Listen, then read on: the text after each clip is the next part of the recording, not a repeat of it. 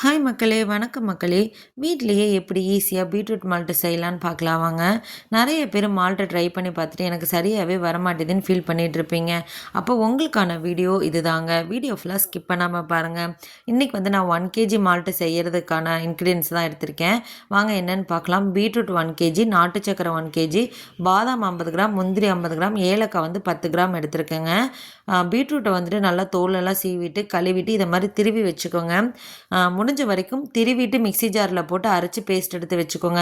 Cut பண்ணிங்க அப்படின்னா இந்த திருவுனதை விட அது கட் பண்ணது வந்து நைஸாக மசையாதுங்க, திரியாக இருக்கும். ஸோ இதை மாதிரி திருவிட்டு அரைச்சிங்க அப்படின்னா உங்களுக்கு வந்து பீட்ரூட் பேஸ்ட் நல்லா நைஸாகவே கிடைக்குங்க.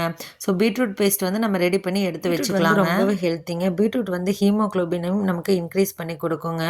நெக்ஸ்ட்டு பார்த்தீங்க அப்படின்னா ஸ்டவ் ஆன் பண்ணிவிட்டு ஒரு இரும்பு கடாயை வச்சுக்கோங்க. கண்டிப்பாக இதுக்கு இரும்பு கடாய் தாங்க யூஸ் பண்ணணும். அதில் பார்த்தீங்கன்னா பாதாமையும் முந்திரியும் வறுத்து எடுத்துக்கலாம். நான் வந்து இங்கே உடச்சி எடுத்திருக்கேன். ஏன் உடச்சி எடுத்திருக்கேன்னா, மிக்ஸி ஜாரில் போடும்போது பிசு பிசுன்னு ஒட்டாதுங்க, இதை மாதிரி நம்ம உடச்சி வறுத்து எடுத்துட்டோம் அப்படின்னா. ஸோ அதுக்காக தான் நான் உடச்சி ரெண்டையுமே வந்து வறுத்து எடுத்து வச்சுக்கலாம். இது வந்து நல்லா அரட்டும். அதுக்குள்ளே இதே கடாயில் வந்து பார்த்திங்கன்னா நம்ம பீட்ரூட் பேஸ்ட் ஆல்ரெடி அரைச்சி வச்சுருக்கோம் இல்லையா, இந்த கடாயில் வந்து பீட்ரூட் பேஸ்ட்டை போட்டுக்கலாங்க. இந்த கடாய் வந்துட்டு ரொம்ப ஹீட்டாக இருக்கிறப்ப நீங்கள் இந்த பேஸ்ட்டை கொட்டுனீங்க அப்படின்னா அப்படியே எல்லாமே தெளித்து வந்துடுங்க. ஸோ அதனால் கேர்ஃபுல்லாக ஹேண்டில் பண்ணுங்கள்.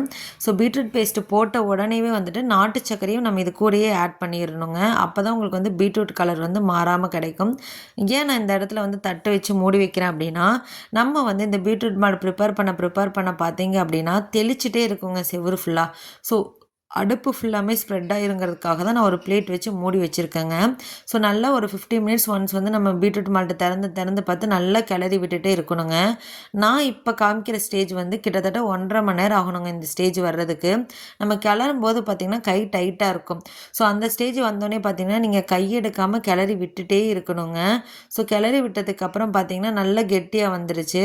இது கூடயே வந்துட்டு பார்த்திங்கன்னா நான் பாதாம் பருப்பு, முந்திரி பருப்பு, ஏலக்காய் பவுடர் வந்து ஆட் பண்ணிவிட்டு நல்லா மறுபடியும் நம்ம கிளறிட்டு அந்த மால்ட்டை வந்து இப்படி 2 கரண்டி வச்சு பிரிச்சிங்க அப்படின்னா மெதுவாக வந்து ஒன்று சேர்ந்துச்சு அப்படின்னா நம்ம மால்ட்டு ரெடி ஆயிடுச்சுன்னு அர்த்தம்.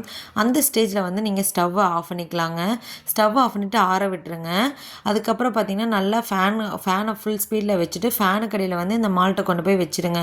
வச்சுட்டு கையெடுக்காமல் கிளறிட்டே இருக்கணுங்க. ஆக்சுவலாக நம்ம அடுப்பில் இருக்க செஞ்சை விட அடுப்பை ஆஃப் பண்ணிட்டு செய்கிற வேலை தாங்க ரொம்ப வந்துட்டு டிஃபிகல்ட்டாக இருக்கும். நம்ம வந்து கவனமாக செய்யணுங்க. இல்லை அப்படின்னா நம்ம கரண்டி போய் அந்த மாட்டிலையில் ஒட்டி ரொம்ப ஸ்டிக் ஆகிடுங்க. ஸோ வந்துட்டு இதை மாதிரி நல்லா கிளறி விட்டுட்டே இருந்தோம் அப்படின்னா நமக்கு பவுடர் ஃபார்மில் வந்துடுங்க.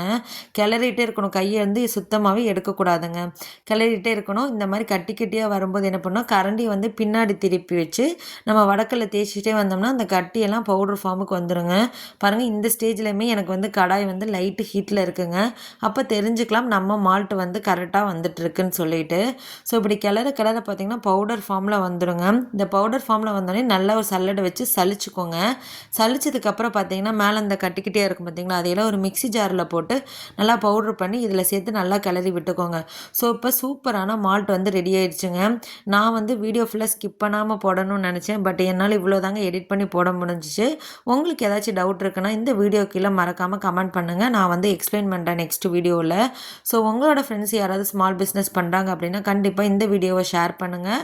அது மட்டும் இல்லைங்க, என்னோட பேஜை போய் மறக்காமல் சப்ஸ்கிரைப் பண்ணிக்கோங்க. உங்களோட ஃப்ரெண்ட்ஸ் அண்ட் ஃபேமிலி